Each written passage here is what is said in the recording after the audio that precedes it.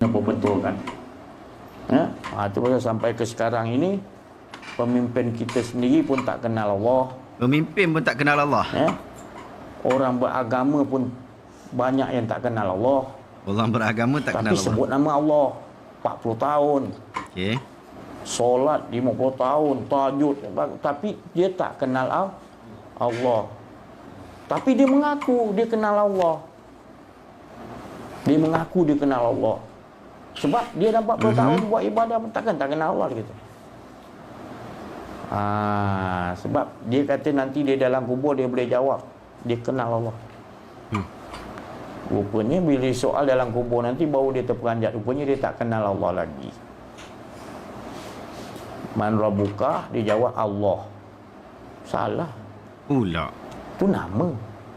Kau menyembah pada nama ke? Aduh. Sekarang kamu datang kerana Aziz ke? Kerana yang dalam Aziz ni? Ya? Kena faham tu. Jangan sampai tertipu masuk dalam kubur nanti. Masih disoal lagi. Kita kalau boleh masuk dalam kubur, kalau boleh, malaikat tak nak soal kita.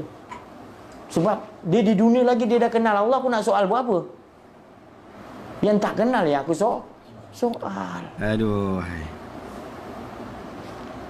Dia dah ada PhD, kau suruh dia ambil PhD lagi. Betul ke tak betul? Jadi dia tu dah kenal Allah. Dalam hidup dia ajakkan manusia kepada Allah. Sebaik-baik perkataan Allah Ta'ala kata mengajak manusia kepada Allah. Bukan nama Allah, kepada Allah.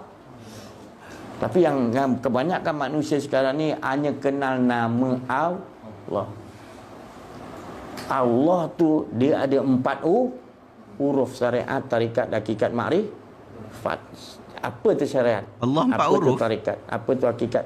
Alif, lam, lam. Dia terkandung di dalam zat, sifat, asma, Kalau kita 4 ni Nabi kata, kalau ada kenal 3 lah nama Allah tu, huruf tu tadi, kita kenal, katalah kita kenal syariat, dia kenal tarikat, kenal hakikat, kenal dia punya contoh lah, kita kenal nama Allah, sifat Allah dan juga perangai Allah, tapi zat Allah kita tak kenal. Gagal juga, tak sempurna. Kita menyembah kepada mencari zat ke benda ni? Tak boleh juga, maknanya sifat ni dia dengan zat mesti keempat-empat seiringan. Saya ni Aziz, nama bentuk saya gini, af'al, sifat saya macam